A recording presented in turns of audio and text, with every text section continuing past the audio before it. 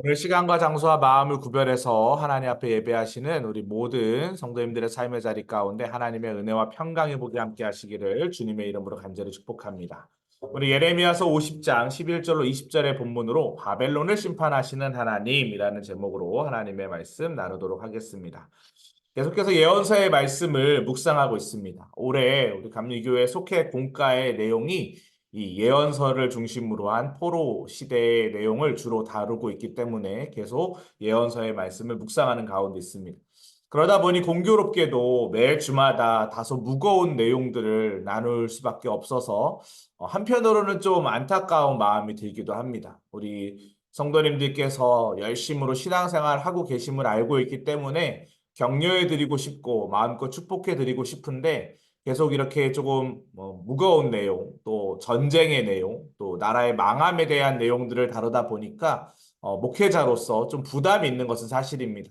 하지만 그럼에도 불구하고 하나님께서 이 시대에 우리에게 필요한 말씀을 주실 것이다라고 저는 믿습니다. 특별히 오늘 이 바벨론에 대한 이야기를 나누게 되는데 오늘 제목이 바벨론을 심판하시는 하나님입니다. 이 바벨론이 남유다를 멸망시킨 나라입니다. 그리고 아주 승승장구했습니다. 그런데 그 나라도 결국 망한다라는 것을 오늘 성경은 이야기하고 있습니다. 오늘 말씀을 통해 우리 하나님이 세계사의 주인이라는 것을 저는 다시금 고백할 수밖에 없습니다. 하나님께서 이스라엘 민족만 다스리시는 그 나라의 신이 아니라 온 세계를 다스리시는 하나님이시다라는 것을 성도님들 꼭 기억하시기 바랍니다. 그래서 알파와 오메가 되신다라는 것도 인정할 수밖에 없다라는 것이죠. 예레미야는 바벨론의 예루살렘 침략으로 인해서 이 나라가 망하는 상황 가운데 역사의 주관자이신 하나님께서 어떻게 이 바벨론을 심판하시는지를 오늘 말씀을 통해 나누고 있습니다. 오늘 하나님의 말씀을 통해서 우리가 그 이유를 좀 생각해 보는 시간을 가졌으면 좋겠습니다. 세 가지로 이야기하고 있는데 이 바벨론에 심판당한 이유 첫 번째는 그들이 아주 잔혹했기 때문입니다. 오늘 본문 11절입니다. 나의 소유로 노력하는 자여 너희가 즐거워하며 기뻐하고 타작하는 송아지같이 발굽을 구르며 군마같이 우는도다.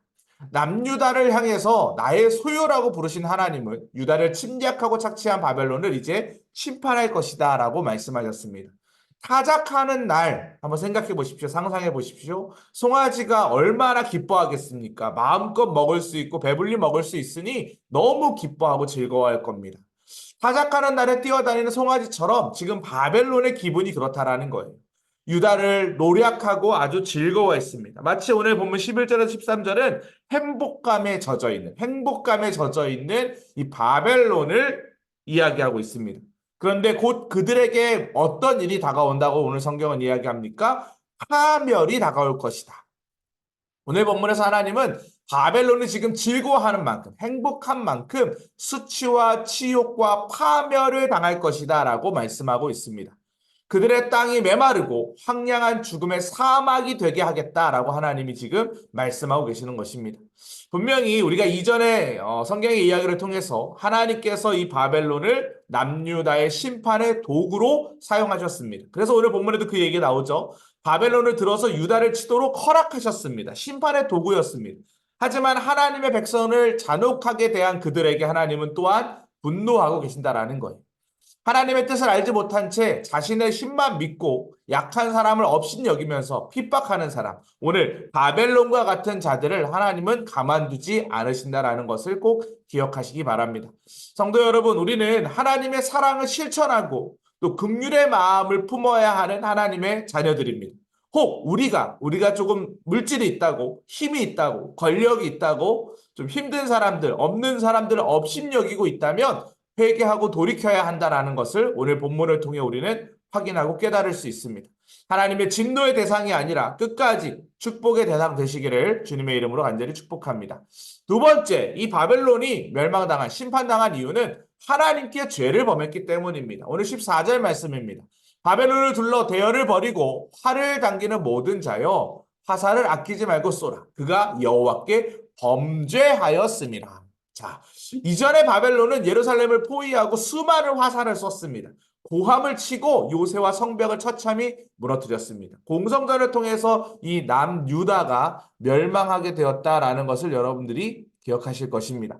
강력한 무력으로 남왕국 유다를 점령하고 또 정복하면서 자신들의 힘으로 이룬 것이라고 지금 이 바벨론은 착각을 하고 있습니다. 그렇기 때문에 이제 하나님 입장에서는 교만할 대로 교만해져 있는 이 바벨론을 어떻게 할 수밖에 없어요? 심판할 수밖에 없게 되었다라는 것입니다. 그 땅에 씨 뿌리는 사람도 추수하는 사람도 모두 끊어져 버릴 것이다. 거주하는 자들 철저히 파멸될 것이다. 포로로 끌려온 사람들은 모두 고향으로 돌아가게 될 것이다. 라고 그들이 머물고 있었던 땅을 완전히 멸망시키고 또 그들이 가지고 있었던 노예들은 다 풀어질 것이다 라고 하나님이 그렇게 이야기하고 있는 것이죠. 마치 이 장면을 통해 떠오르는 성경의 이야기가 하나 있습니다. 엘리 제사장과 사울 왕도 한때 하나님께 귀하게 쓰임받은 사람이죠. 엘리 제사장은요, 이 사무엘 선지자 바로 위에 선지자 겸 제사장의 역할을 했던 사람입니다. 그런데 그가 어떻게 됩니까? 교만해지죠. 사울왕은 어떻습니까? 다윗 이전에 이 이스라엘의 초대 왕이었습니다. 기름 부은 받은 왕입니다. 성경에 보면 나기드라고 하는 표현이 나오는데 대리 통치자라는 의미입니다. 다윗에게도 나기드라는 친구가 있었지만 사울에게도 나기드라는 친구가 있었습니다. 사울이 교만하지 않았다면 사울은 끝까지 쓰임받는 하나님의 자녀가 됐을 것입니다. 그런데 이 엘리 사랑도 결국 사울도 하나님을 잊고 교만해졌습니다. 그 결과가 어떻게 되었습니까? 결국 안타까운 죽음을 맞이하게 됩니다. 그 가문도 마찬가지죠. 이를 통해 우리는 분명히 깨달아야 합니다. 하나님 앞에 죄를 범하는 것이 얼마나 무서운지 말입니다. 우리도 하나님 앞에 나기드로 기름 부음 받은 자들입니다. 왕 같은 제사장들입니다. 우리가 분명히 기억해야 할 것이 있습니다. 교만은 패망의 선봉이고 거만한 마음은 넘어짐의 앞잡이입니다. 우리가 분명히 하나님 앞에서 오늘 이 시간에도 결단해야 하는 것은 하나님 앞에 겸손해야 합니다. 우리는 지금 사순절을 보내고 있습니다. 우리는 겸손할 수 없어요. 사실 겸손하신 분은 예수님밖에 없죠. 하지만 우리는 예수님의 제자입니다. 예수님의 자녀입니다. 그분을 따라가는 사람들입니다. 그렇기 때문에 겸손할 수는 없지만 겸손의 모범을 쫓아 살아야 하는 삶을 살아야 합니다. 계속 훈련해야 합니다. 그래서 제자 훈련도 해야 하고 말씀 연구도 해야 하고 큐티도 해야 하고 기도 생활도 해야 하는 이유가 바로 거기 있습니다. 하나님 앞에서 교만한 죄를 행하면 쓰임받는 자리에서 분명히 쫓겨나게 됩니다. 사랑하는 성도 여러분, 끝까지 주님 앞에 쓰임받는 인생 되시기를 주님의 이름으로 간절히 축복합니다. 그래서 오늘 14절부터 16절은 바벨론 침략자들에게 지시하시는 하나님의 신탁을 이야기하고 있습니다. 하나님 편에 서는 인생, 그 인생이 축복된 인생이다. 교만하면 안 된다. 두 번째, 우리에게 주시는 교훈입니다. 세 번째로 이스라엘을 돌아오게 하기 위해서 이 바벨론을 심판하셨다라고 오늘 성경을 이야기하고 있습니다. 본문 19절입니다. 이스라엘을 다시 그의 목장으로 돌아가게 하리니 무슨 말입니까? 포로에서 귀환시키겠다라는 그런 의미죠. 그가 갈멜과 바산에서 양을 기를 것이며 그의 마음이 에브라임과 길르앗산에서 만족하리라. 돌아올 것을 이야기합니다. 바벨론은 분명히 586년에 예루살렘을 파괴합니다. 이제 이 바벨론이 예루살렘을 침공해서 완전히 나라가 망하게 되었습니다. 그리고 50년도 지나지 않아서 539년에 바사 왕국에 의해서 멸망을 당합니다. 이 바벨론은요, 중앙 집권화 그리고 10대 똑똑한 청소년들을 다 자신의 나라로 데리고 와서 공부를 시킵니다. 이데올로기 공부를 시킵니다. 그리고 바벨론 성을 쌓습니다. 엄청난 성입니다. 그런데 그렇게 기고만장했던 그 바벨론도 페르시아에 의해서 바사 왕국에 의해서 멸망을 당합니다. 하나님은 크신 권능으로 바벨론을 멸망시키시고 자기 백성을 약속의 땅으로 돌아오게 하십니다. 결국 539년에 고레스가 칙령을 내림으로 인해서 538년에 1차 귀환이 이루어지게 되는 것이죠. 스룹바벨과 예수아를 통해서 말입니다. 하나님께서 바벨론 제국을 통해 남왕국 유다에게 고난을 주신 이유가 무엇입니까? 하나님을 온전히 섬기는 자로 돌아오게 하기 위해서였습니다. 여러분 70이라는 숫자, 여기서 지금 50년이라는 숫자가 나와서 좀 헷갈릴 수가 있는데 605년부터 시작해서 계산을 하면 70년입니다. 그 70년이라는 숫자, 70년은 어떤 시간이었을까요? 이스라엘 땅이 폐허가 되었습니다. 황폐화되었습니다. 70년 동안 땅의 회복의 시간이 필요합니다. 70년이라는 숫자, 또 이스라엘 백성들에게는 포로로 잡혀가 있는 기간이죠. 70년 동안 뭘 했을까요? 이들이 율법을 회복했던 시간이었습니다. 그래서 온전히 섬기는 자로 돌아오게 하는 기간이 바로 70년입니다. 하나님은 언제나 자기 백성을 구원하시고 회복시키시는 하나님이라는 것을 기억하시기 바랍니다. 비록 자기를 떠난 백성이라 할지라도 돌아오게 하십니다. 그리고 그들을 다시 회복시켜서 사용하신다라는 것이죠. 하나님을 온전히 섬기는 자를 돌아오게 하시는 하나님. 우리가 오늘도 이 시간 깨달아야 할 것은 고난받을 때에도 하나님의 뜻과 계획이 있음을 알아야 합니다.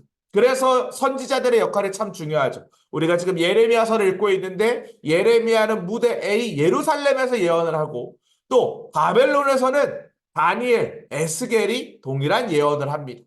그들의 예언을 통해 하나님은 하나님의 뜻과 계획을 알려주셨죠. 그리고 그들의 예언을 들은 백성들은 그 뜻과 계획을 기억하고 견뎠습니다. 그리고 하나님을 다시 만나는 자리로 돌아갔습니다. 사랑하는 성도 여러분, 오늘 우리가 이 늦은 시간 피곤한 육신을 이끌고 속장 부속장 예배를 드리는 이유가 무엇입니까? 예배 가운데 깨달음의 은혜가 있기 때문입니다. 아, 하나님께로 돌아가야겠구나. 우리 그거 한 가지만 기억해도 우리의 예배는 성공한 것입니다.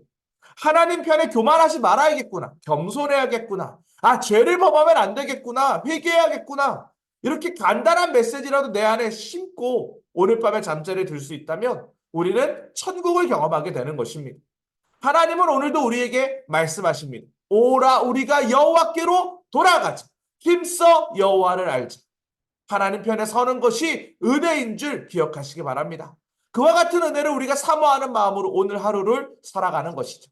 대신방은 은혜 가운데 진행하고 있습니다. 1, 2지역 대신방이 이제 끝나고 3지역도 어느 정도 마무리되어 갑니다. 하나님께서 주신 은혜를 계속 나누는 시간마다 저는 성도님들의 기도 제목을 들으면서 은혜를 받고 또 하나님께서 그 가정 가운데 베풀어 주실 것을 기대하면서 새벽마다 기도합니다. 올해 그 가정에 허락하신 하나님의 말씀을 통하여 그 가정 안에 다시금 영적인 회복과 부흥이 일어날 것을 기도하며 기대합니다. 왜 그러합니까? 돌아오게 하기 위해서입니다. 신앙의 옷깃을 여미고 다시금 주님 앞에 돌아오게 하는 것, 그것이 대신방의 목적인 줄 믿습니다. 여러분들도 기도하고 기대하는 마음으로 이 신방을 준비하시길 축복합니다. 하나님께서 우리들의 삶의 자리 가운데 반드시 영적인 회복의 은혜를 허락해 주실 줄 믿습니다.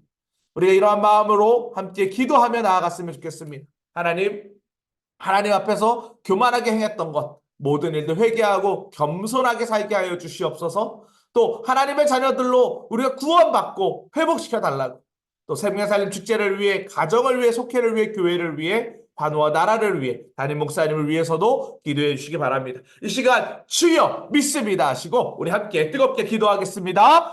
주여 믿습니다. 사랑과 은혜가 풍성하신 하나님 아버지 감사를 드립니다. 신앙생활 하다 보면 우리를 비난하는 사람들이 있습니다. 핍박하는 사람들이 있습니다. 하지만 주님, 우리가 이러한 상황 가운데서도 인내하고 견디는 이유는 하나님이 그 일을 통해서도 우리에게 행하신 계획과 놀라운 은혜가 있다는 것을 알기 때문입니다. 하나님 앞에 겸손히 회개하며 돌아갈 때에 한량하며 은혜로 채우신 하나님을 경험할 수 있도록 인도하여 주시옵소서. 주님께서 우리에게 허락하신 것은 환난이 아니라 소망인 줄 믿사오니 주여 우리 사랑하는 성도들의 마음 가운데 평강의 복을 허락하여 주시옵소서. 생명살림 축제를 기도로 준비하는 가운데 있습니다. 한 영혼 천하보다 귀하게 여기는 마음으로 품고 기도한 영혼들에게 복음 전할 때에 입술의 담력과 능력과 영력과 지력을 더하여 주시사 하나님 그 영혼이 변화되고 돌아와서 예수 믿고 구원받아 하나님의 백성들 될 수 있도록 인도하여 주시옵소서. 하나님, 우리 충성교구에 속해 있는 많은 하나님 성도님들이 있습니다. 413개의 가정, 또 42개의 속해, 각 속해마다 영적인 능력이 나타나서 예배생활, 신앙생활이 기쁘고 감사하고 행복할 수 있도록 인도하여 주시옵소서. 하나님께서 그렇게 오늘도 우리들의 삶의 자리를 이끌어 가실 줄 믿습니다. 영혼에게 강건함의 은혜를 허락하여 주시옵소서. 날마다 말씀 준비하시고 선포하시는 담임 목사님,